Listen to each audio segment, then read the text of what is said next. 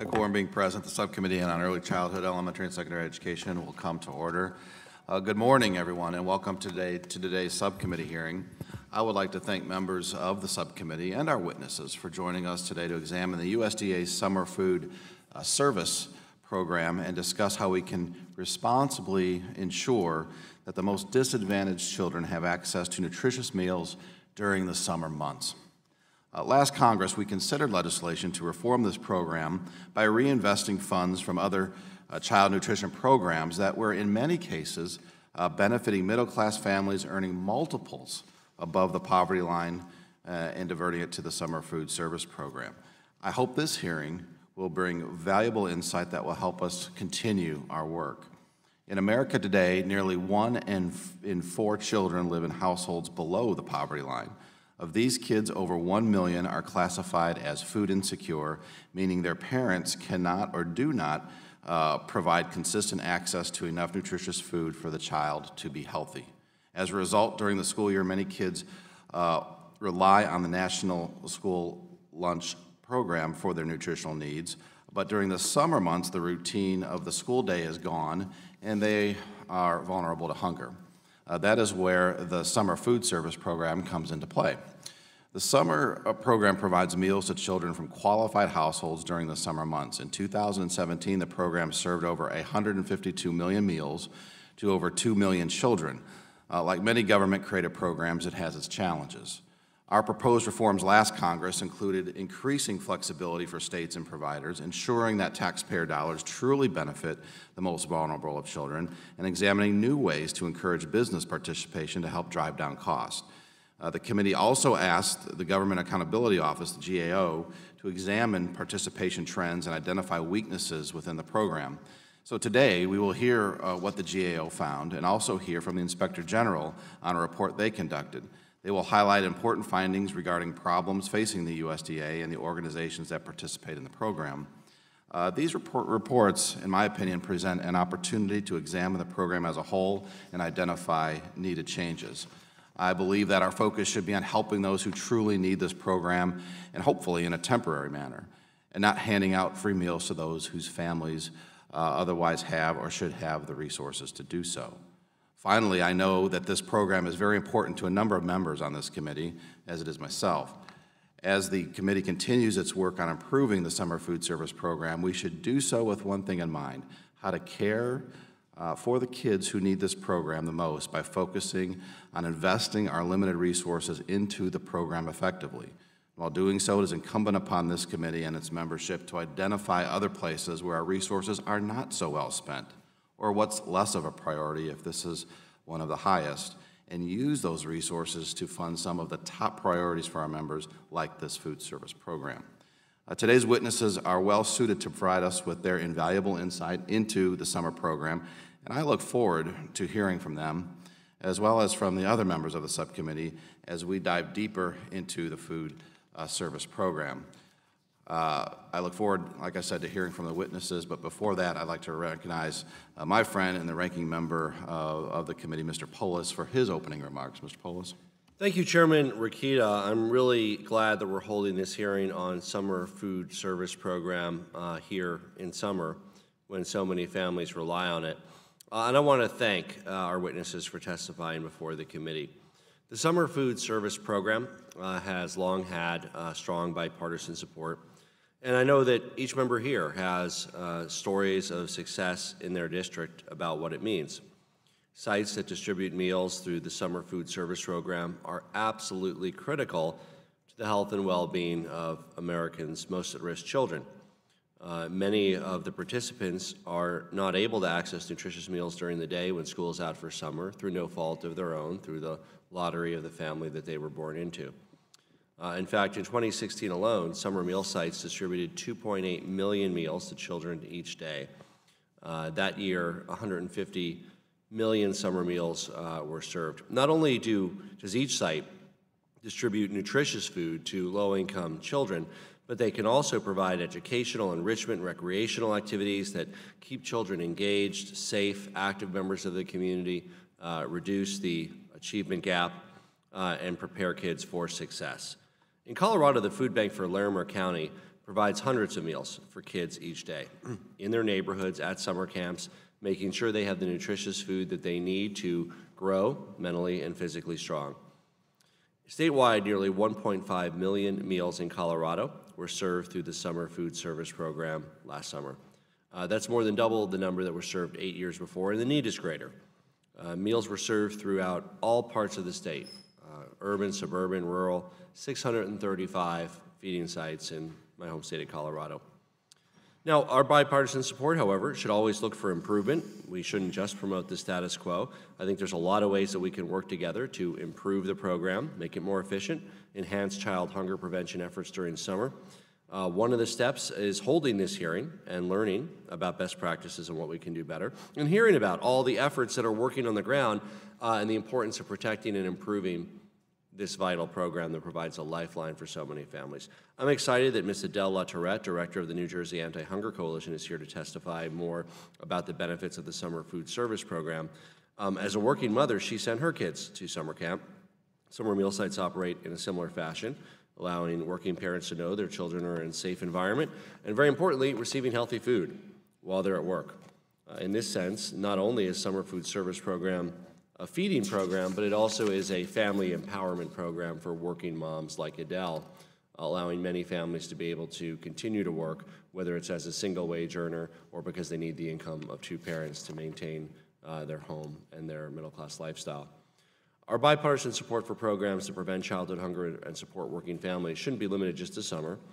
I think we have a lot of work to do. Even a few weeks ago in the Farm Bill, there were threats to access school lunches for 265,000 low-income kids during the school year. So it's part of the continuum. Of course, we're talking about the summer program here today, but we certainly don't want to provide healthy, nutritious food for kids in summer only to take it away in the fall, winter, and spring. Healthy nutrition year-round is absolutely critical for the mental and physical development of kids. I hope we continue to move forward with a bipartisan farm bill that helps families struggling with hunger.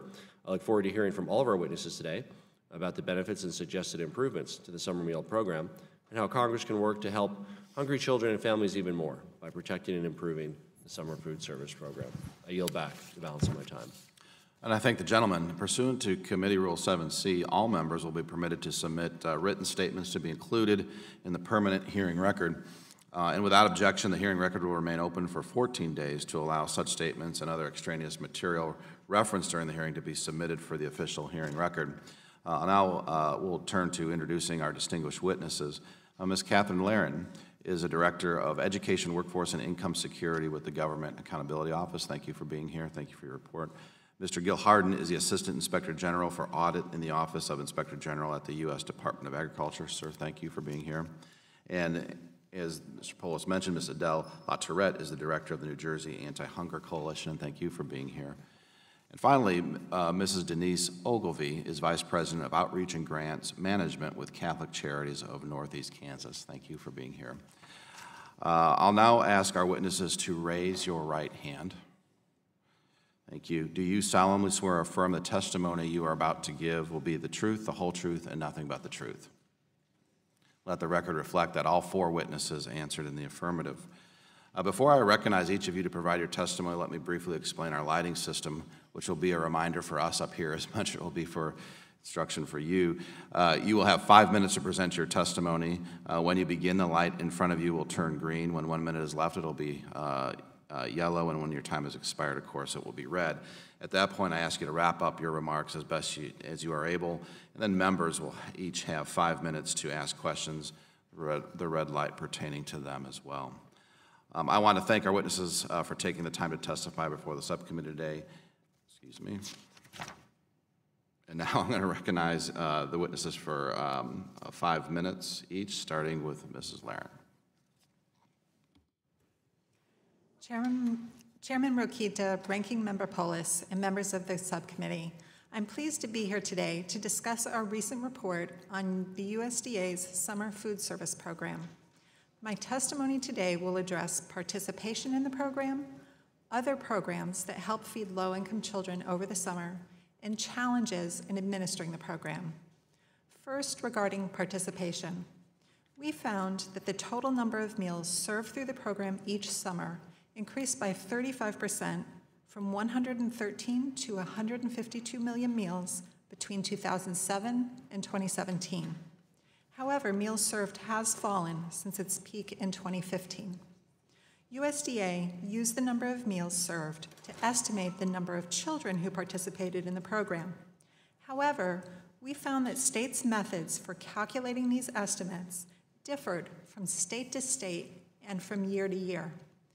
As a result, we were unable to reliably determine how many children receive meals each summer. USDA has taken some steps to explore the feasibility of collecting additional data on participation, but it has not taken further action to improve its estimates. Absent reliable information on the number of children receiving meals, we found that USDA does not have the data it needs to inform program implementation and facilitate strategic planning and outreach. As a result, we recommended that USDA consider ways to improve its participation estimates. Regarding other programs, we found that there are other programs that help feed low-income children in the summer.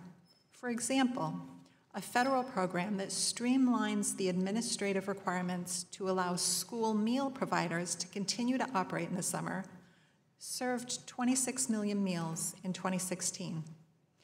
Faith-based organizations, food banks, and other non-federal programs also provide some meals, although our nationwide survey of states indicated that the reach of these efforts is limited.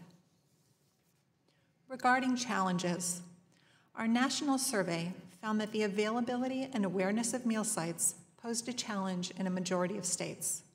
Particularly in rural areas, low population density, lack of transportation, and limited numbers of meal sites affected children's participation. Providers have taken some steps to address these challenges, for example, by increasing outreach, using mobile lunch buses, and offering activities to attract children to meal sites. Another challenge we identified involved meal site safety. 17 states reported to us that ensuring the safety of children at meal sites was moderately or very challenging. We found that in some instances, USDA addressed the safety issue by granting flexibility around the requirement that meals be consumed on-site when safety is a concern. However, USDA has not broadly communicated the circumstances it considers when granting this flexibility. Additionally, states and localities reported that the data needed to demonstrate a safety issue can be difficult to obtain, hampering their ability to ensure safe meal delivery. We recommended that USDA better communicate how it determines whether to grant flexibilities due to safety concerns, and that it evaluate and report to Congress on the use of these flexibilities.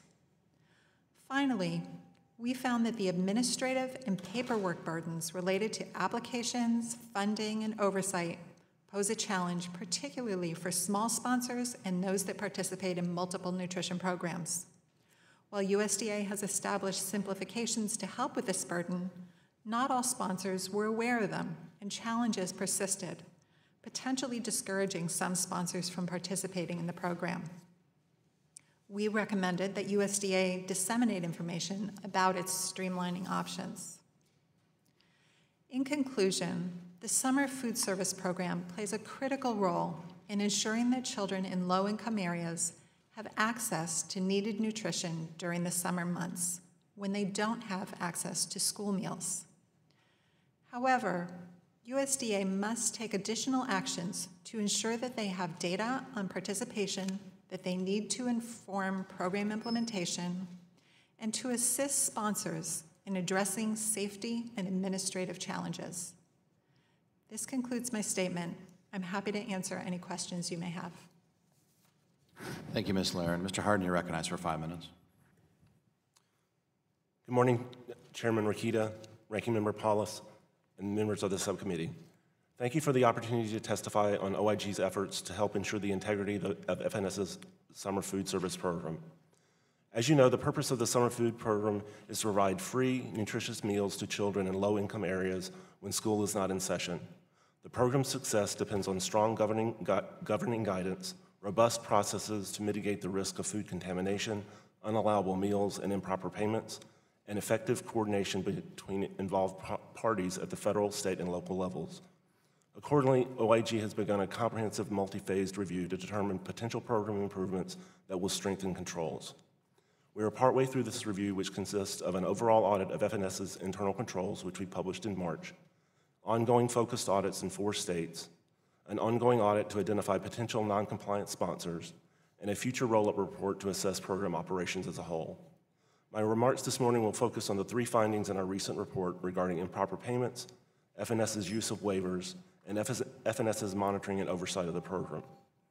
The program structure has presented challenges that leave it susceptible to potential improper payments.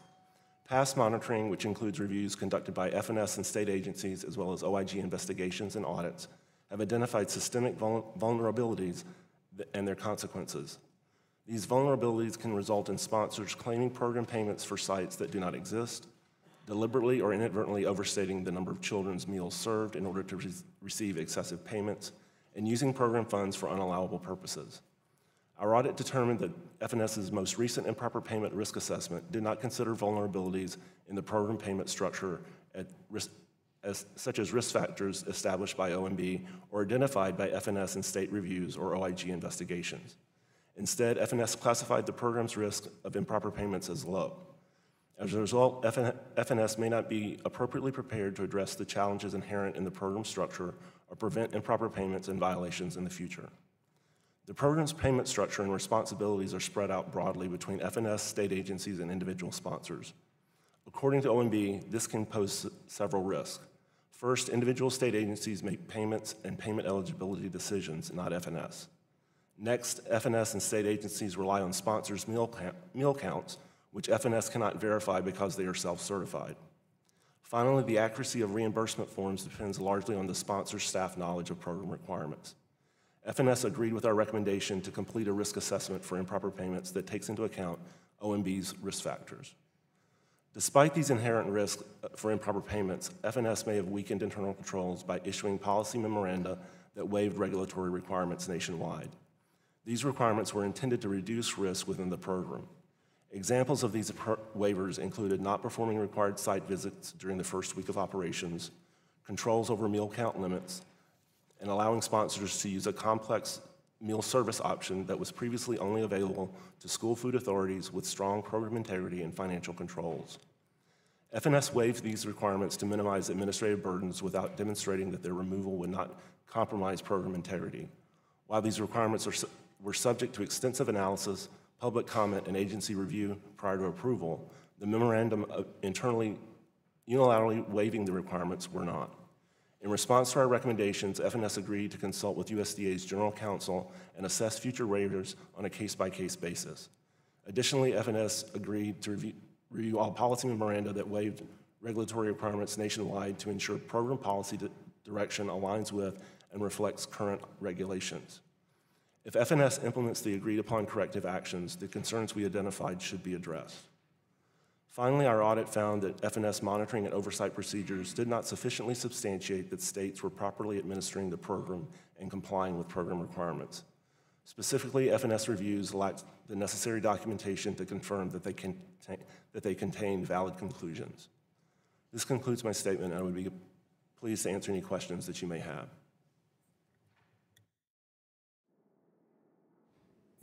I thank the gentleman. Ms. Latourette, you're recognized for 5 minutes. Good morning, Subcommittee Chairman Rokita, Ranking Member Polis, members of the subcommittee. Thank you so much for allowing me to be here. Just by way of a brief introduction of my background, I come from close to 40 years doing this work, and I started out in the emergency food community. And I think the most important thing that I learned is that emergency food cannot solve the problem of hunger in our country. We need to really focus on increasing access to all of the federal feeding programs. Today I'm going to talk about summer food. So during the school year, hundreds of thousands of New Jersey children receive breakfast and lunch at school. When the doors to those schools close, those meals stop. So what we see is food insecurity going up during the summer months, and along with food insecurity, we see weight gain going up during the summer months. So The New Jersey Food for Thought campaign, New Jersey Department of Agriculture got together and really focused on ways that we could expand access to the summer meal program. We managed to increase our participation in ranking in the federally we went from 12th to 6th in the nation, so we're very proud of that. And this summer, New Jersey communities are going to have about 1,400 meal sites, which is a critical increase from last summer. Without these meal sites, children don't have access to food. That is the basic bottom line. Without sponsors, like school districts, local governments, community organizations, there's no food. And really, I think that's what we need to be focusing on. But also, sites that offer free summer food also have activities. So they have enrichment activities. They hone their academic skills. They're better prepared when they return to school in September. It can help, these programs can help reduce the summer learning slide, the loss of academic skills. And the summer learning slide is a real thing, and it can have a cumulative impact over the course of many years. I want to talk briefly about who the New Jersey Food for Thought campaign is. It's a rather unusual coalition, and we've managed to do it in New Jersey. It's educators, it's health organizations, it's anti-hunger organizations, child advocates, all focused on one thing. And that one thing is, how do we make sure kids are fed through the school year, through the summer, 365, 3 meals a day? We have in our state, as reflected from the rest of the country, a serious food insecurity or hunger problem, and we need to really focus on that. Our initial focus in the Food for Thought campaign was school breakfast. New Jersey was 48th in the country. We have now moved up to, I think our ranking is 19th in the country. So we grew our participation by 73% with this coalition, everyone working together with this one aim in mind. And so recognizing the fact that at the end of the academic year, the issue of hunger does not disappear, but in fact is made worse, we really turned to summer food. So we have seen this increase of we fed about 95,000 children on an average day in July 2017, which is a 27% increase since 2015. And it's pushed our participation rate to 24 students for every 100 low-income students receiving free or reduced price meals during the school year. So we have 116 sponsors at 1,372 sites serving 3.2 million summer meals.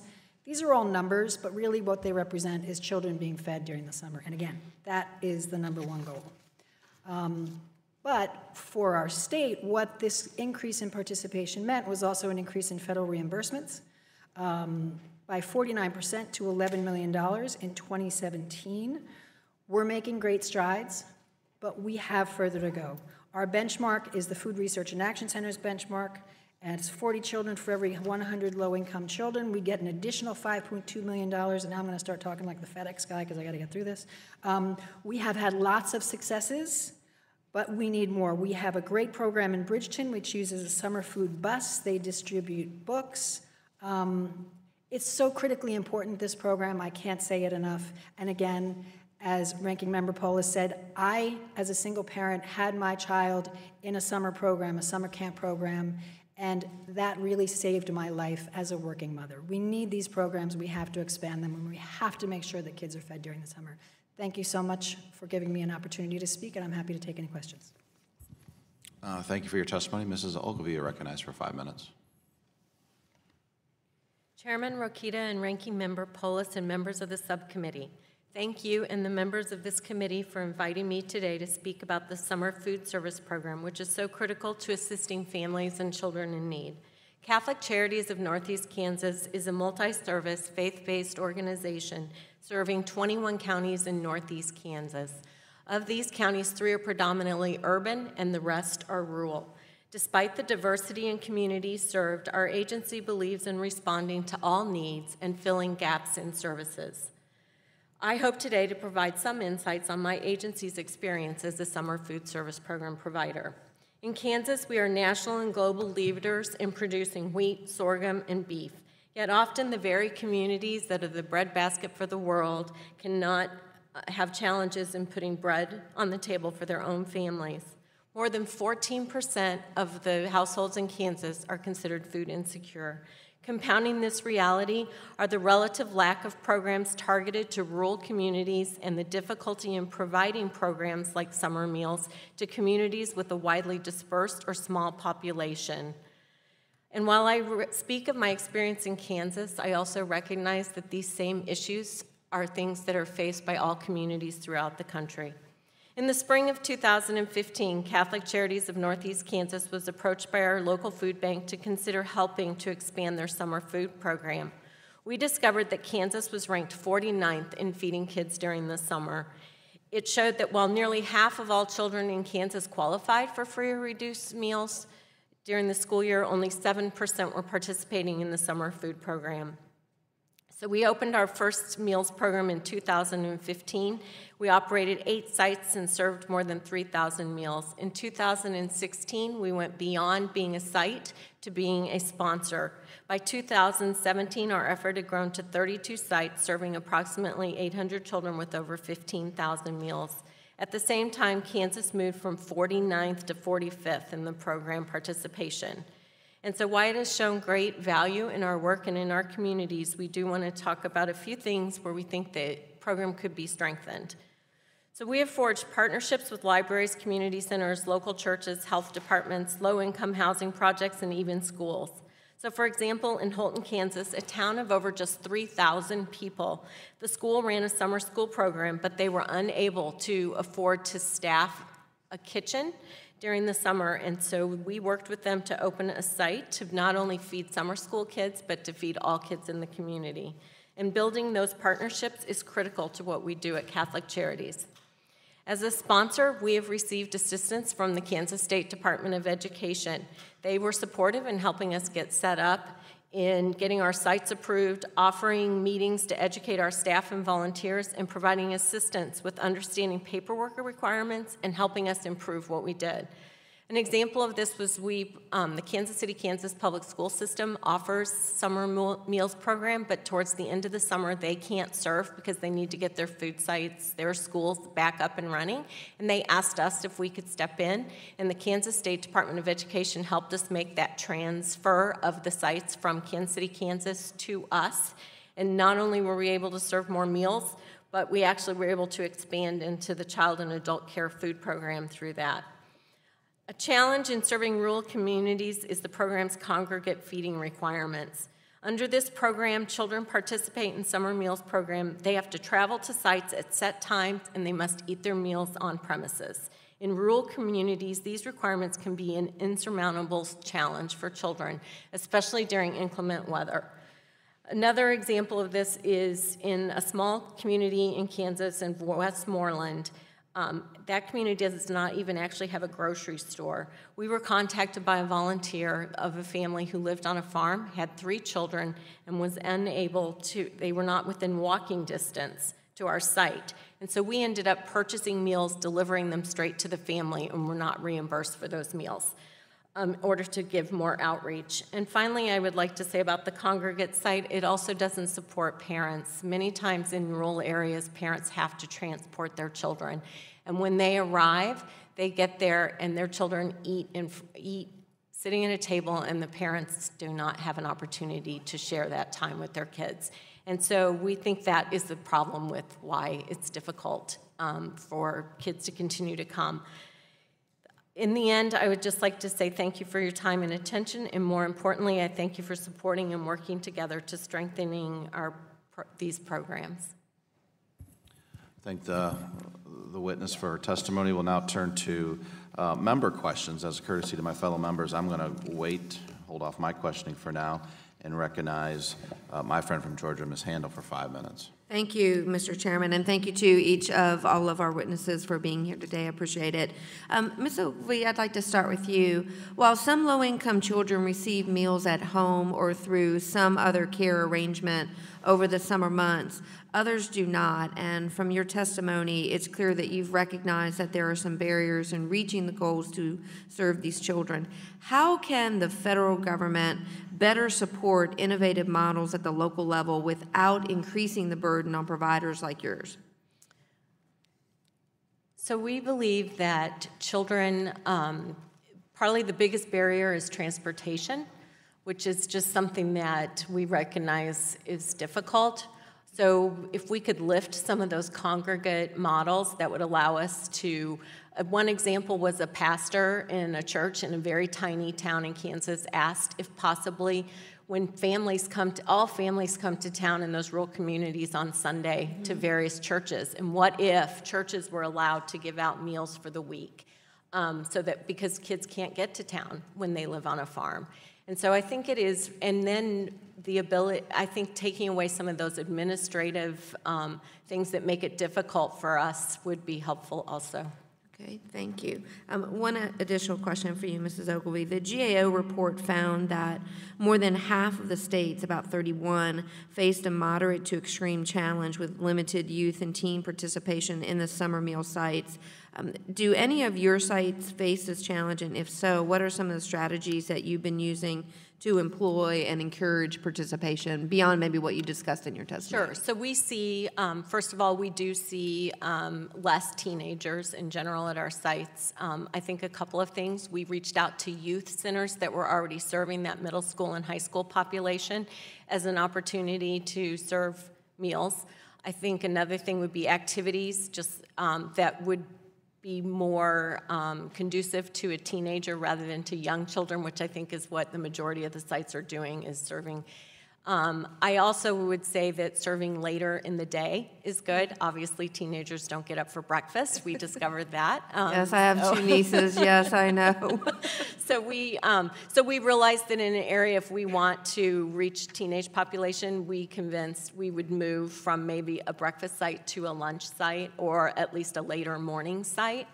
And the other issue we see is, I think the meals are basically the same across the board. So I think that what appeals to a 5-year-old is not going to necessarily appeal to a 13-year-old.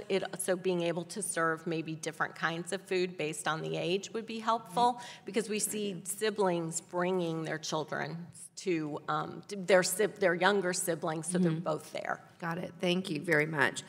Obviously, we want to make sure that no child in the United States goes hungry, whether during the school year or over the summer months, but at the same time, we have an obligation to make sure that the programs are managed in the best, most effective, efficient way. So, Mr. Harden, I'd like to ask you, did your office find the FNS compliant with the Improper Payments Elimination and Recovery Act for 2017? And for how many consecutive years did you have findings? Can you just give us a little information about that? Yes, ma'am. Yes, for 2017, we did find FNS programs that were part of the IPERA review to be non-compliant. They have 5 programs. The summer food program is not one of the programs that's looked at as part of the IPERA review. The SNAP program has been non-compliant for 3 years. Non-compliant for 3? Okay. And then the remaining programs, the school lunch program, the school breakfast program, the WIC program, and the child and adult care feeding program have been non-compliant for all 7 years of the reviews. Wow. What's being done to move these programs into compliance? They have addressed our recommendations that were focused on, getting more towards compliance with the programs, but given the number of years that they've been non-compliant, the most recent recommendations that are still open, but I think are getting close to closure, is that they were supposed to work with OMB guidance and put forth strategies to the oversight committees in the Hill on what legislative changes may need to be made. I do know that they submitted those strategies in late June, so that they're there for the review. Great. Thank you so much, Mr. Chairman. I yield back. I thank the gentlelady. Mr. Polis, you're recognized for 5 minutes. Ms. LaTourette, I want to thank you for being here. In your testimony, you talked about how you've worked to provide healthy meals to kids for decades. You also shared how this work is personal for you, and that you were once a single mother, how important it was that your daughter was able to attend summer camp.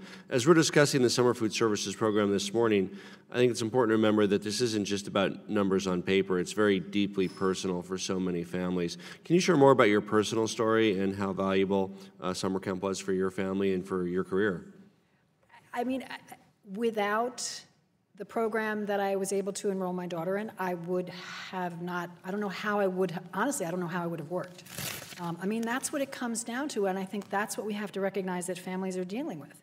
There is such a dearth of these programs in so many areas, and I think it's so critical to be able to fill that gap. If we are focused on getting people into employment, good employment that pays living wages, we need to make sure we support them with adequate childcare in programs like this throughout the summer months, or it's simply not possible to do it.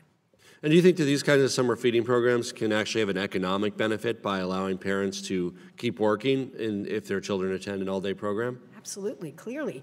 When you enroll your child, it relieves your stress level. You know that they're being taken care of. You know that hopefully they're doing fun activities. You know that they're keeping up with their academic skills, and you know that they're being fed. I mean, those are when you're a parent, that's what you're looking for. And I want to go to Ms. Ogilvie. I'm honored to represent a district that includes cities like Fort Collins and Boulder, mountain rural areas like Eagle and Summit County. In your testimony, you mentioned the challenges you face to feed kids who live in rural areas, where sometimes kids live 20 minutes apart. You each talked about how your programs are getting creative to meet the needs of rural kids in your states. Can you talk more about some of those creative ways that you can meet the needs of kids in rural and less populated areas? Sure. I think the biggest thing is community partnerships. When we go into a small rural community, we look for people who already are working with children. So we found libraries to be a huge area where kids kind of hang out during the summer. Libraries are already having kids sitting there all day, and so us coming in and offering to bring food and to serve food just expands on their program. It provides a safe environment for children, but it also provides the activities and the way to not only help feed them and physically, but help keep them emotionally and keep them safe. So, what can we do at the federal level to support creative outreach to rural kids? I think one of the things you can do at the federal level is, again, make it easier for, the administrative challenges in rural areas, because we don't have staffing in rural areas. So what we have to do is go in and educate volunteers to be able to do this. Then the paperwork becomes a challenge for them. I've seen a lot of communities in rural communities where small groups were doing summer food and they dropped off because it was so challenging for them to be able to do the paperwork. They just were not staffed to do that. And Ms. Lutterat, in 2010, I helped play a role in passing the Healthy Hunger-Free Kids Act, which reauthorized funding for school meals and school nutrition programs. We improved the bar on nutrition and improved the standards for kids. In your testimony, you mentioned that food insecurity goes up in summer months, and that can also lead to an increase in obesity in kids, increasing weight and becoming less healthy. Can you talk about the connection of food insecurity and obesity? Yeah, when parents cannot afford food in general, they are going to make their budget stretch, they are going to buy the least expensive food, which is the worst nutritional food. So that's why we have programs like SNAP and Summer Food that actually offer healthy options, and they need access to those healthy options. We actually had an instance in our direct service site in Mahwah where a boy came in. He had never seen an orange before. This was a 5-year-old boy. He'd never seen an orange before. He thought it was a ball. And that's what we're dealing with. We really need to focus on feeding our children and feeding them healthy foods, changing the patterns of eating, and making sure they have access to healthy foods. And so why is it important then for the federal government to set high standards for programs like the Summer Food Service Program and the Free and Reduced Lunch Program? And is there room for even higher health and nutritional standards than we have today? Absolutely there is. It's an issue that we run into all the time, that parents are talking about. It's wonderful that their kids have meals. How can we improve them? I think we need to focus on how can we get those standards up? How can we make it easier for school food service to meet those standards, make it palatable to the kids, and educate them about the importance of healthy food at the same time? And I just want to, emphasize for my colleagues, because it seems, counterintuitive. Again, when kids don't have access to these healthy nutritional meals, obesity rates increase. Intuitively, you might think, oh my gosh, are kids not getting enough food? Are they scrawny? Are they underfed? They are underfed, but they receive too much of the wrong foods. That's exactly right. Leading to obesity. At the same time as they have obesity, they also have nutritional deficits. That's exactly right. And so that's what programs like this can address, both the nutritional deficits and reduce obesity rates. And I'm happy to yield back. Gentleman's time's expired. The chairwoman of the committee, Ms. Fox, recognized for 5 minutes. Thank you very much, Mr. Chairman. Before I begin my questioning, I'd like to take a point of personal privilege to introduce two guests that I have. in the audience, I have a program every summer called Teacher in Congress, where I invite 2 teachers from my district to come up, or it's an application process, so they apply and are chosen.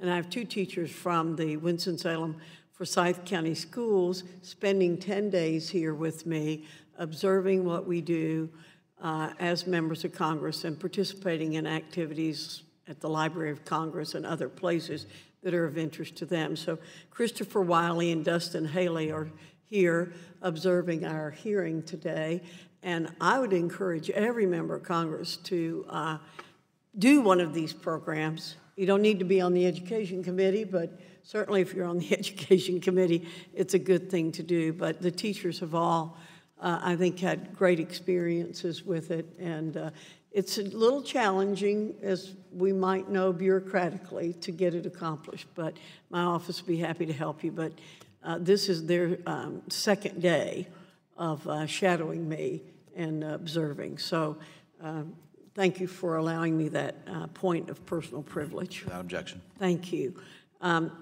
Ms. Laren, in your testimony, you suggested that the Food and Nutrition Services estimates for program participation are unreliable. How does this hinder the Department of Agriculture's ability to properly manage the program? So FNS themselves have said that in order to oversee the program and to have the information it needs to implement the program, it's important to have as accurate as possible, participation numbers. But the numbers that they have right now are so inconsistent, they cannot be compared from state to state or from year to year. This hinders them in their ability to target outreach to areas that are underserved, and it also makes it difficult for them to assess the extent to which they're meeting their goal of providing meals to low-income children. They don't have good information in order to determine whether they're meeting that goal. Do you know how the department is approaching this, or do you have any sense that they have a plan to do what needs to be done? So we focused on 2 major shortcomings in the current estimates. One is they base their estimates on participation in July, on the theory that July is the month with highest participation, but in a lot of states, particularly in the South, July is not the highest participation month, it's June. So in a sense, you're comparing apples to oranges when you just use 1 month. Another problem with the current estimates is that they don't take account for the fact that some programs are offering meals every single day in the month. Others might just have a 1-day event. And so those are 2 issues that we recommended that FNS focus on in improving their estimates. Now, they've reached out to determine what other participation data they can collect in order to improve their estimates, but they haven't taken action to actually improve the estimates. Thank you. A couple of our witnesses have pointed out the fact that the paperwork processes are off-putting to organizations, particularly volunteer organizations that are attempting to help in this. So I'd like to ask you, Ms. Laren, if you have any suggestions on how we can reconcile the need for proper records and proper oversight at the local level with the need to ensure that those who actually should be receiving the meals are getting them. And I'd like to present that question to Mr. Harden also after you answer. Yeah, we definitely heard a lot about the paperwork burden and that it was particularly difficult for programs that were very small and also for those that were participating in multiple programs because there's a lot of overlap and duplication in the paperwork. So one provider said they had to spend 45 extra hours just to participate in this program, and some programs have actually dropped out because of the burden. So USDA does have some simplifications that are available, particularly for those who are have this duplication problem, but not all programs are aware that the simplifications are available to them. So that was one of our recommendations, is that FNS more widely disseminate information on those simplifications to ensure, as you said, that that they're submitting what they need to submit, but without the extra burden. Mr. Harden. Yes, we saw issues with that as well. They're actually coming out in our state reviews that we're currently in the process of doing. So we will probably have some more thoughts and more substantive thoughts on it in future reports. But it is a problem, and we have taken a wide sample, or fairly wide sample, of sponsors, both metropolitan, rural, and vended and those that self-prepare, so that we have a sense of what it takes. Thank you very much. I yield back, Mr. Chairman. I thank the gentlelady. Mr. Scott, you're recognized for 5 minutes. Thank you, Mr. Chairman. Ms. Laren, there's a phenomenon called summer slide, where the low-income students regress academically over the summer.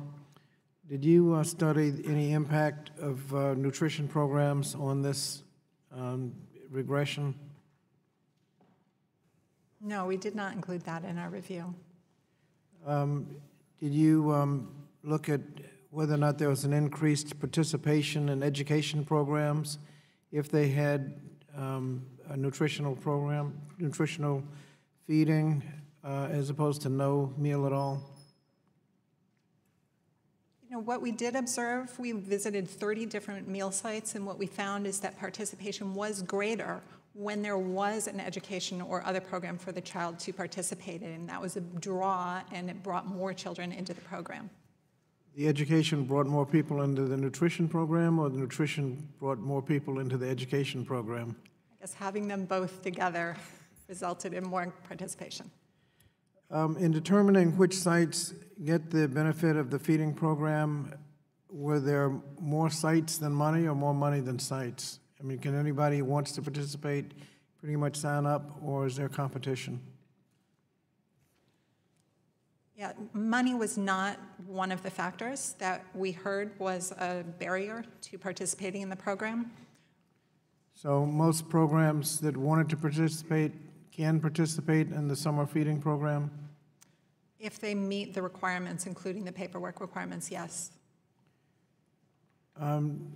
Did you study, you may have answered this, did you study the correlation between nutrition and academic performance? No, that was not part of our review.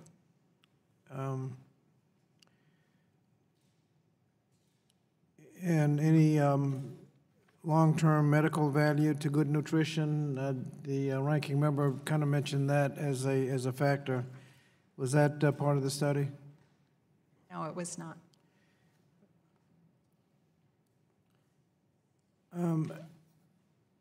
Mr. Harden, how do you determine which students are eligible for the program? If you have a feeding program, are all children in the area eligible, or is it income contingent? In the work that we've completed thus far, we have not focused on the eligibility of the children. We've been looking at we've looked at the controls that FNS had for overseeing the state's oversight of the sponsors. We are doing current work in states, which is looking at sponsor sites and whether eligible practices are being. Or do students have to qualify for the program? I don't have that right in front of me, so Ms. Ogilvie, do you know? Does anybody know? The area, well, most of the time, the area has to qualify. So if anyone living within an area that qualifies where a percentage of the children are on free or reduced lunch during the school year, then anyone who comes in, then anyone who comes to that site can eat. There's no individual checking. Ms. Ogilvie, can you talk about the need for programs not just during the summer, but vacations, weekends, and after school? I think actually that's one area where we could expand. So for instance, we've moved into the child and adult care food program for after school. Several sites that we did summer food program through asked us if we could continue during the school year if they had a program in the after school. So we're doing that. We've also have had some requests about possibly doing over Christmas vacation, over spring break, those kinds of things. So filling the gap, again, especially with our community partners in rural areas where they see kids all the time that come in and they're there, and so they know they're going hungry.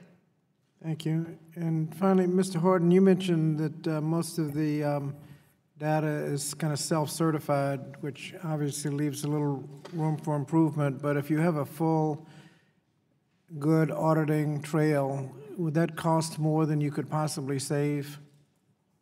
That is possible. I mean, that would be something that we would need to discuss with FNS in terms of where the cost benefit would fall out. Thank you, Mr. Chairman. I thank the gentleman. Mr. Brett, you're recognized for 5 minutes. Thank you, Mr. Chairman. Thank you all for the hard work you do on behalf of our kids. Mrs. Ogilvy, I was interested in your comments where you kind of left off. So we have a federal program, and then it gets down to the states and localities. And in some of these rural areas, you have very small organizations or volunteer groups or churches that are trying to administer this. And I understand there's a complementary school program called Seamless Summer, run through the superintendents or whatever. And have you seen these programs work together? And I was just interested in your remarks on the regulations or limitations or bottlenecks you see that will help this money be used in especially these rural settings where there are difficulties with transportation, et cetera. Are there limitations on what volunteer organizations can do or churches, et cetera? Well, I think first of all, there's anyone who qualifies in an agency who wants to do this, there's money for the reimbursement. That's not an issue, but the reimbursement doesn't really cover, as we all know in social services, reimbursement rates don't cover the cost of what it costs to run a program. So someone like Catholic Charities of Northeast Kansas, where we have a lot of generous donors, we're able to supplement and to be able to pay for all the extra things that it takes in order to run this program. But in small rural areas where there's a small agency or a church, they can't do that. That's not possible. They're not going to be able to cover the extra cost that it costs to do this. So I think that again, I'm not saying that there should be a higher reimbursement rate, but I am saying that it's just realistic that it doesn't cover the cost.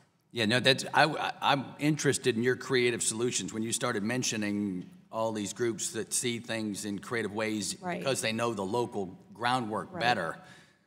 So that's what we want to one hear. of the things is that we don't pay for any place to have a site. So we work with the community there. So and it really, so for instance, like I said, in several small towns, the school district actually has supported us by allowing us to come into the school, but they're not putting any money towards it other than letting us use their space. And then when they're done with summer school, we found another community organization where we could move our program from the school into their building, and they do that at with no cost to us, which allows us to be able to do that. So again, I think it really is looking at what's available in the community. It's also not a one-size-fits-all, which I think so many times with big programs, we tend to think it's one-size-fits-all. And the reality is every community is unique, every family is unique, and so it's hard to be able to meet all those needs. Yeah, and so one of the biggest issues we face up here in general is the job skills mismatch. Every small business comes to us and says we need skilled labor in this sector and this sector. And then we go back home and the churches all say we have hundreds of people that need jobs. And so there's just a total mismatch there. And if these groups were talking to each other at the local level, and so your example caught my ear, and if any of you have other examples of something we might be missing, where we're missing the ability to use local linkages or organizations or volunteer groups, we'd love to listen. Ms. Laren or Mr. Harden, any other examples you have of innovations you've seen at work that you can share with us so we can hit the target better? I mean, we did come across examples where larger organizations like Catholic Charities that just have more institutional capacity were partnering with very small organizations that wanted to participate in this program but maybe didn't have the same capacity in order to help them. Right. And I'll have to commit to getting back to you on what we're getting out of our state level reports in the future. Yeah, and that's great. And is there any ability to have complementarity between the school superintendent seamless summer programs and these programs where the infrastructure, and the full costs at least can be partially, absorbed by that local school unit? I get that there's transportation issues, that not everyone can get to the school, but can they help organize or share data and communications expertise with these other volunteer groups? I do think that there's the ability to do that. I also think that it's taking a big institution, I don't know that we're that big, but taking an institution like Catholic Charities in Northeast Kansas, and we can be the group that can kind of bring those people together because we can see it from up high and then allow that. I think the other thing is working in cooperation with other places that are also already doing summer food. So for instance, our food bank. So we actually order all of our food together, the Kansas City, Kansas School District, us, and the food bank, which decreases the cost of delivering and things like that. So it brings the cost down for all of us. Great. Those anecdotal examples are very valuable to us. Thank you all very much for the work you do. Thank you for being here Mr. today. Pratt. Gentlemen's time's expired. Ms. Fudge, you're recognized for 5 minutes. Thank you very much, Mr. Chairman. Thank you all so much for being here. Whenever I come to these hearings, I just get so confused. We talk often in this committee about the need for less regulation in deference to the states. Then I hear two reports from Ms. Laren and Mr. Harden that say we don't have enough regulation because we do not have a continuity or reliability of data that is being collected. We have no oversight. So I'm always confused about which side we're on which day. Secondly, we give voice to the fact that we care about poor children and migrant children, but we criminalize these kids. We lock them up on the border, and then we constantly question whether they are poor enough to be fed by this government. I'm always confused. So my questions may be confusing, but if you would help me. Ms. Ogilvie, last week, the President's Council on Economic Advisors declared that the war on poverty is largely over. Now, the overwhelming evidence shows us that that is just false, fake news, as it were. Can you talk about the needs of people in the programs that you serve?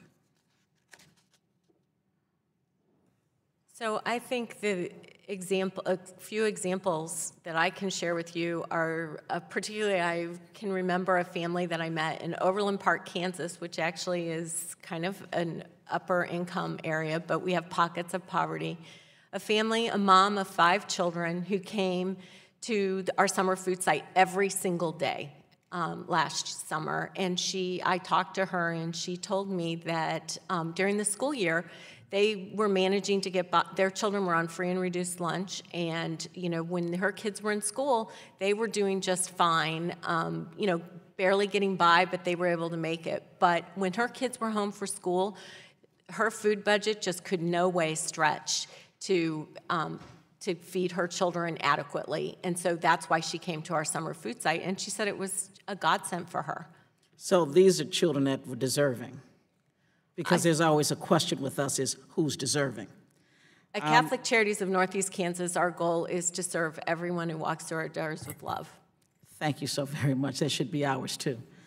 To Ms. LaTourette and then again to Ms. Ogilvie, could you please help me understand what we can do to increase the program's reach to serve more children, more deserving children, let me qualify.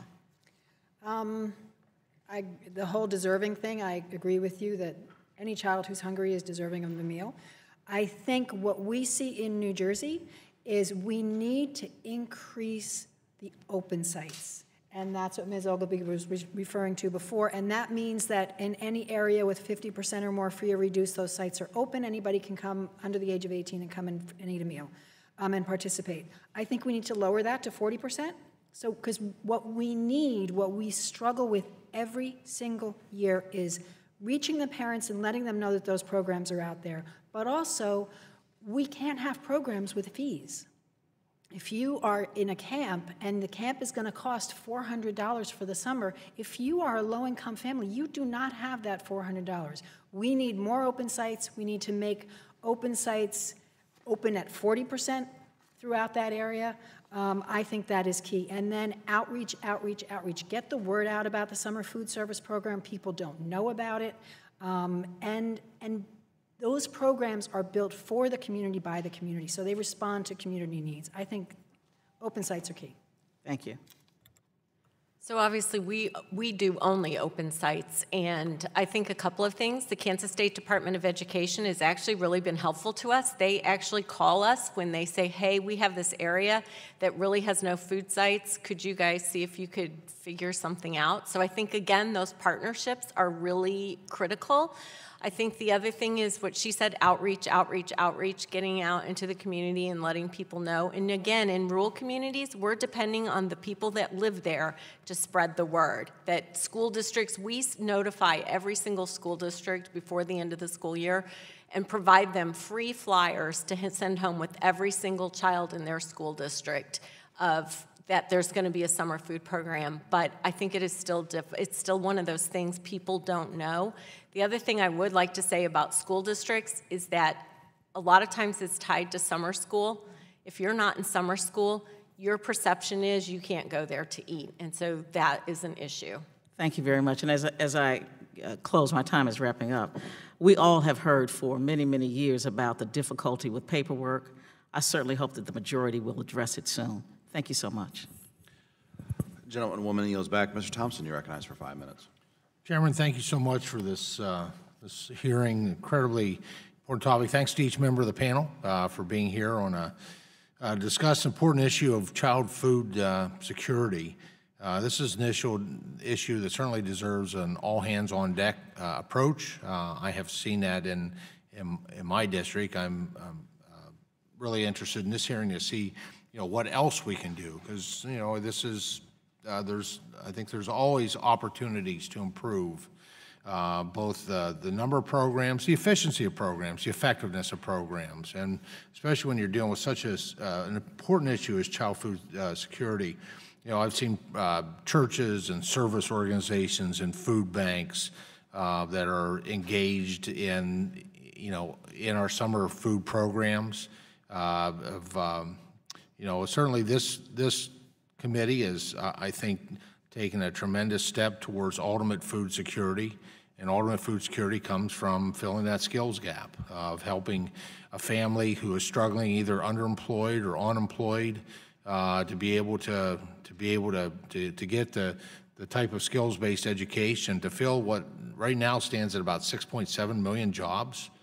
Good family-sustaining jobs are open and available, so I think this is something this committee has done a lot of work on, and finally the Senate has done some work on, and we may get the resolution here with it passed unanimously out of this House and this committee in the House. As a member of this committee, as well as a member of the Committee on Agriculture, where I serve as chairman of the Subcommittee on Nutrition, I care about these issues deeply. Strong supporter of the Summer Food Services Program because of the food security and necessary nutrition it takes for children during the months that they're not in school. As you may know, you may or may not know, I represent a very rural district in Pennsylvania. There's 18 congressional seats in Pennsylvania. I represent 24% of the land mass, so it's a very rural area. In fact, I have just one of my school districts, Otto Eldred, up in McKean County, participates in the federally funded children and adult care food program, supper program. They provide a supper program. They provide evening meals to every student in their school because of the economic circumstances and just how rural, how long these kids are on the bus to get to a school, which, by the way, makes summer programs, the communal type summer programs, not the most effective means for most of rural America, in my opinion. And they do that. They serve that right after supper, right after school ends, before they send these kids home. They feed them dinner. Rural districts such as mine are faced with geographical barriers when effectively implementing important programs like this one. And I understand that it's been a priority of the USDA and others to help rural communities carry out the Summer Food Services Program, and I'm very appreciative of the work that USDA has done. I think they also approach their jobs with an opportunity to look at what else we can, how can we improve, how can we refine, make more effective, make more efficient. And so you've heard, and that's an issue I share with a number of my colleagues that have been here. But one kind of plow that field one more time, I think, in terms of rural America. Is there anything additional that you'd like to share? Any of the witnesses that's being done to overcome some of the rural challenges, those geographical challenges in underserved rural communities? And I'll open that up to if there's new things that haven't been covered. And if we've covered it, I'll move on quickly. I could mention just a couple of things that we came across. We found some sponsors had partnered in order to provide transportation to kids to get to meal sites. It's always a challenge to increase the number of meal sites in rural areas, but efforts to do that. The mobile buses, I think, have been mentioned, just that they can move around and bring the meals to the kids or closer to the kids. Very good. Any others? Yeah, I want to back up the mobile bus idea. I think we have that in some of our southern counties, and it's extremely effective. And also what you get then is you have the teenagers who are reading and are reading to the younger kids, so you have a combination of a bunch of great activities going on. The other thing I want to say is I think it's really important that when we're looking at reaching rural areas, we do not, in fact, turn to things like food banks and food pantries. Again, they don't have the capacity. I think we need to begin looking at a summer EBT program, an actual meal card where people can take it to their supermarket and they can buy healthy, nutritious food for their kids. I think this is not something that charities have the capacity to pick up on, and I don't think we want to begin looking at kind of delivery methods and pickup methods. I think that's dicey stuff. So I think we need to be kind of thinking, as they say, outside the box. Very good. Thank you very much, Chairman. The gentleman's time's expired. Thank you. Ms. Bonamici, you're recognized for 5 minutes. Thank you very much, Mr. Chairman, and thank you to all the witnesses for your testimony on this important topic. I'm encouraged that we're discussing the bipartisan summer food service program because we know that kids and families and communities all do better when kids have nutritious food, especially over the summer when there is that gap. In Oregon, unfortunately, we still have about 1 in 5 kids living in a household where financial hardship makes it difficult to put food on the table. I applaud everyone who's working so hard on this. We know how important nutrition is to children's growth and development. Ms. LaTourette, thank you for sharing your personal story as well. I worked my way through college, starting at community college, and started doing first volunteer work and then working at legal aid. And you know, when you work with low-income families, you quickly realize that people don't struggle by choice. They had hardships, oftentimes unpaid medical bills, or they lost a job. And especially with children, we know how important it is for them to have that nutrition. There are more than 800 summer food service sites in Oregon, and just earlier this month I visited the Forest Grove School District Summer Food Program at Echo Shaw Elementary School and got to see some of the kids and watch them come through the program and have lunch. They serve about 30,000 summer meals, and even though the staff there mentioned that, you know, they understand that 30,000 is a significant number, they know that they're not reaching all the families in need. We have a lot of migrant and Latino kids in that community, and I have to say, I mean, I share Ms. Fudge's concerns that are raised about the concerns in the Latino and migrant communities about, you know, approaching anything that looks like anything that's government related. There's a lot of fear in the community. I hope we can address that. We should be discussing strategies to engage more children and families in the summer food service program. We need more sponsors and more sites. I also want to mention, I'm really concerned about the Republican Farm Bill that passed the House and its negative effect on low-income children. This bill would threaten access to free school meals for about 265,000 low-income children. So we can and must do more to strengthen child nutrition programs and help children and families access food they need to meet their immediate needs and to break the cycle of poverty. Ms. LaTourette, again, you talked about the sort of intersection with child care. Representative Elise Stefanik on this committee and I have been working on changes to the Child and Adult Care Food Program, CACFP, to offer an additional healthy meal or snack to children who are in child care all day. Sometimes they stay till the evening. We came close to passing that before. I hope we can get it over the finish line. You made the connection to childcare in your testimony. Can you talk a little bit more about how childcare intersects with summer food programs? I think most summer food programs serve as childcare programs. I mean, that's really, at the heart of them, they're summer food, but really the heart is surrounded by all this really important stuff, and really the key is childcare. Again, we have families, when you are of a certain income bracket, you can send your child to camp, they have enrichment activities, you can pay money to take care of your child during the summer and continue to work. Or you're lucky enough to be able to take them on vacation to other places. When you are a low-income family, you do not have that option. What you need is a safe place for your child, again, to learn, to be fed, and to be taken care of while you work. That is the key. You need that structure of support to enable you to work, Right. I mean, that's really the key. Thank you. Ms. Ogilvie, you talked about working with a school board to establish an open summer meal program to provide lunches to children attending summer schools, as well as other children in the community. And I know this has been mentioned, both you and Ms. LaTourette mentioned the open sites and the 50% eligibility requirement. Can you talk about what lowering the threshold would mean for the program? Would it allow more sites to operate? What would that mean? I know there's conversations about lowering it to 40% rather than 50%. Particularly, I know there are pockets.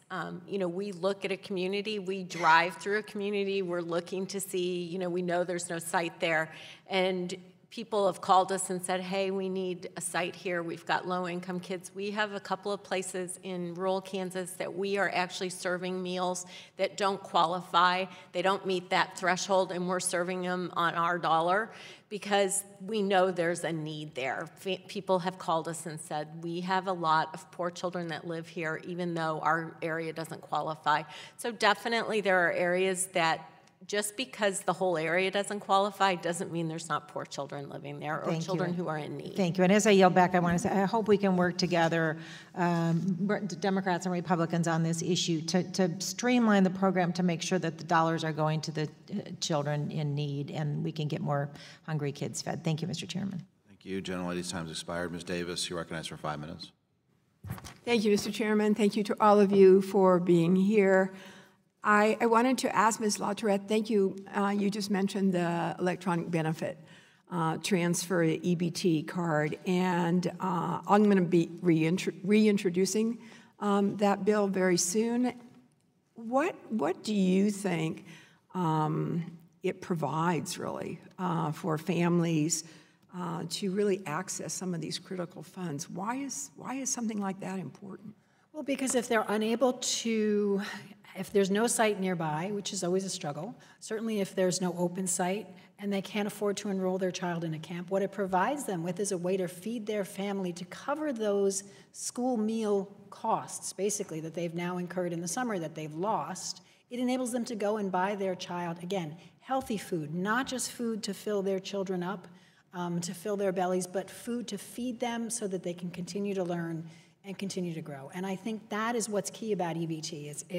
It gives people a chance to buy healthy food when they otherwise have no access to it. Do people have arguments that there's no guarantee that the food that's being provided is healthy? Yes. That will always be something that you hear. I think that's an ongoing issue that we have. I think a lot of people underestimate people who are poor and assume that they don't know what to buy for their children, and I think that's an underestimate. Again, when I work out of a food pantry in Bergen County, New Jersey, which is one of the higher income counties in the state, universally, I see parents coming in there with their children and they are looking for healthy options for their children. And I think we always have to keep that in mind and respect the individuals.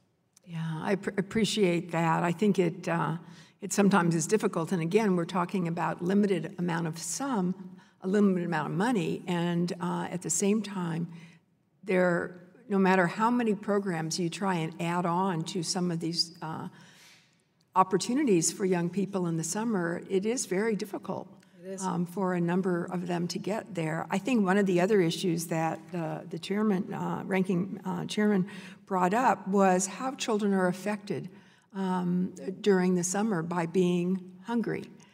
And we have to, I don't know that there's been much work on this. Perhaps you're all aware of it. I think that you responded as well to this question of whether children who are at home, not able to access a program, whether they engage in the kind of activities that would be great other than sitting and watching television.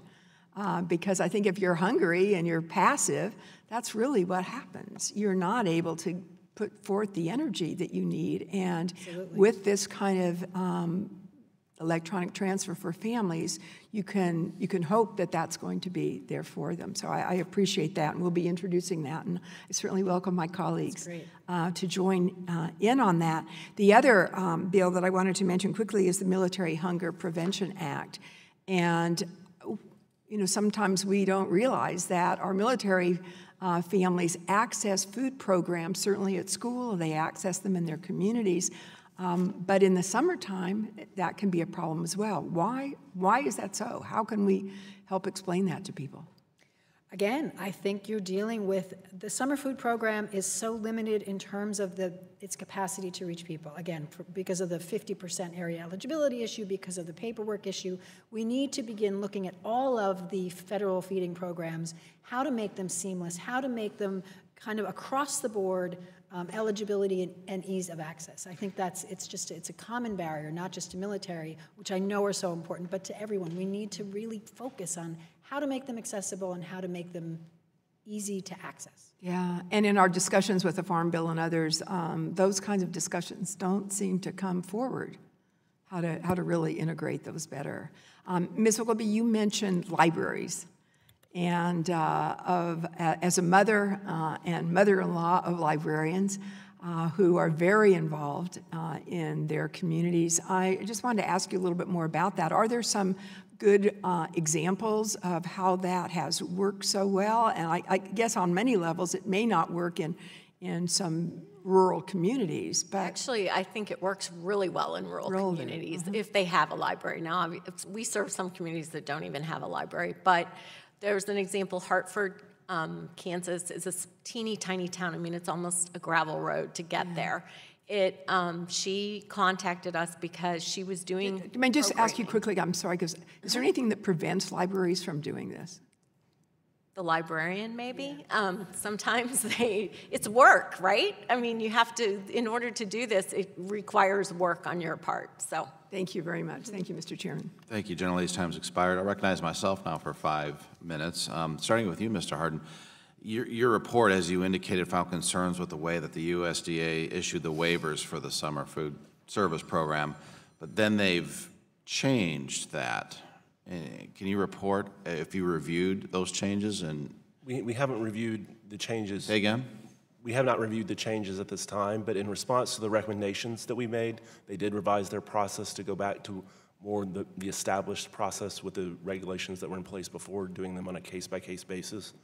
And really, it should provide a way of knowing whether the waivers are necessary and needed. And it should provide a way of what? And make sure that program integrity is not impacted. Based on your experience, what do you think the prognosis will be? We have agreement with the agency on the recommendations and their corrective action plans, and we do take them at their word that they're going to implement those changes. Our process is after they have had time to implement the changes, we will usually schedule follow-up work to see if the recommended changes took effect. What do you expect the time frame of that to be before you analyze those and report them out? That would probably at this point 4 to 5 years down the road, because they're 4 to 5 what? 4 to 5 years. I don't know what it is, if it's Mr. Polis with his papers or this room or your voice, but I can't understand you very well. I don't mean to be. I'm sorry, it's probably 4 to 5 years down the road right now, because they're not going to have the corrective actions implemented until early next year. We usually give them 2 or 3 years to get them implemented before checking on them. Okay, so we have a long haul. Do you believe FNS has taken the appropriate action to address the your report's findings then, or not? Yes. Totally. Nothing else that could be done? If we didn't agree with them, we would not have reached management decision on the recommendations, so we would still be in discussions with them. Okay. And then how long have you worked and done this kind of work? 30 years this year. Wow. You look like a young man.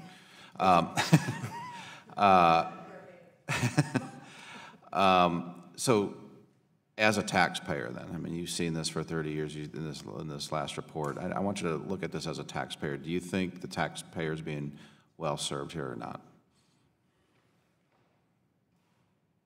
All of our audits usually find some problems, and so eventually we're human. So by biblical definition of the word, we're not going to be perfect. Understand? So for the most part, I think agencies are trying to do a good job to implement the programs. It's our job to come in and provide that oversight and see if there are tweaks that can be made to make them work better or more effective or more efficient. We're really just looking to see if they're implementing the criteria and the oversight that they say they're going to do. In this case, we went in and we didn't find FNS providing the oversight that they said that they were going to do. So it's really just trying to build up that aspect of their program unless they have a better way of doing it. And then you heard the testimony from good witnesses like Ms. LaTourette and Mrs. Ogilvie about these programs. Do you think that if FNS did what they said they were going to do and will now in the future do what they say they were going to do you think it would hinder the delivery of these programs in an unreasonable way? Not that I think so, but I also agree with what they've said, if there were a way to look at the multiple programs that are out there and have common ways of administering them so you didn't have different sets of rules for different programs, it would be easier for the groups to implement the programs. Is there any, fair enough, is there any reason that you see in your 30 years of experience that it makes sense to have different rules for different programs? What I've seen when there's been different programs, they've usually come about at different points in time, and they weren't thought about maybe in concert with the other programs that were already there when they were implemented. So I would just encourage, if there are new programs or revisions that can be made, that you look at the other like programs to see how they can be assimilated. Do you have notes or recommendations on how to streamline? I can go back and give thoughts to that, yes. Certainly the committee would like to rely on Ms. LaTourette, Mrs. Ogilvie, and people like them to see how we can streamline these things better. In addition, would you be able to provide notes and expertise? I will look to see what we can provide, yes. So that's a yes? Yeah. Okay, great, thanks. Ms. Laren, FNS is able to tell us how many kids, or is FNS able to tell us how many kids are participating and if the program is meeting the areas in the community that were intended? Yeah, they are not. The estimates of the number of children who are participating are not reliable, we found. They do know the number of meals that are served, but we believe that it's important for them to know how many children they're serving to see if they're meeting the goal of the program of serving kids in low-income areas. Right. What do they need to do to collect more accurate information?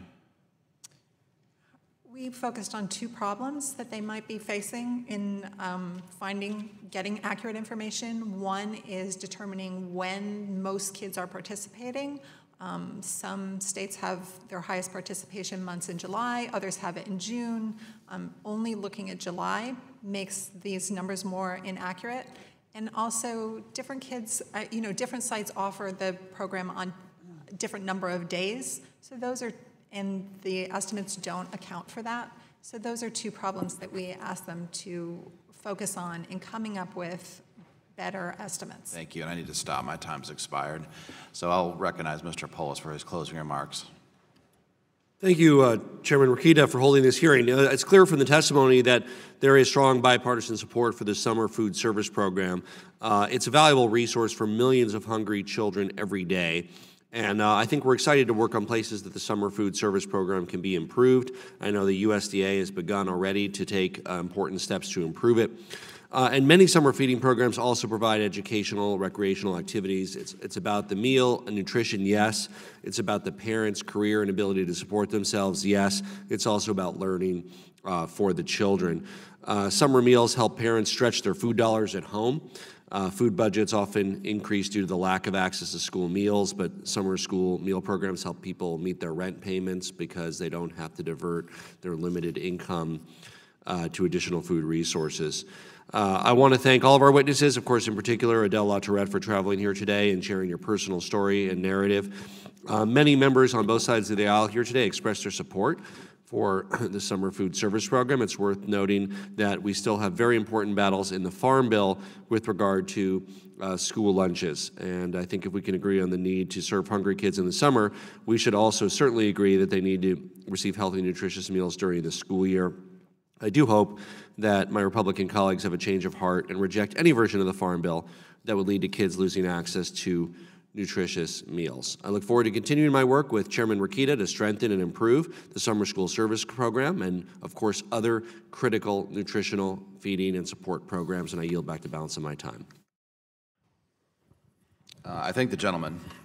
In terms of my closing remarks, let me first again thank the witnesses for their testimony. Each one of you have illuminated different parts of the program and in your work, and I'm grateful for that because it's going to inform our work and what we do to in the future here to better this program. Mr. Harden and Ms. Laren discussed some of the challenges of adults running the program have met, and Ms. Ogilvie and Ms. Lautred have helped eliminate the challenges on the ground that the programs have faced when trying to meet the needs of the kids in their community, and I appreciate it. I mentioned this in my opening statement, but I think it bears repeating here. When we sought legislative solutions in the past, based on testimony like the kind we just heard today, we saw the importance of the program and we made decisions to help improve the implementation of it so that children would be better served. It is bipartisan. It is something that we all want to do. But it came with a price tag.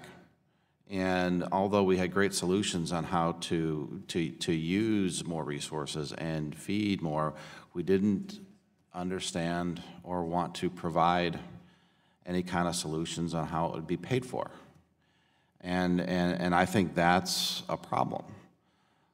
We simply said, hey, if this is a priority, that's great. Let's all agree in a bipartisan way, like it's been mentioned, that this is a priority.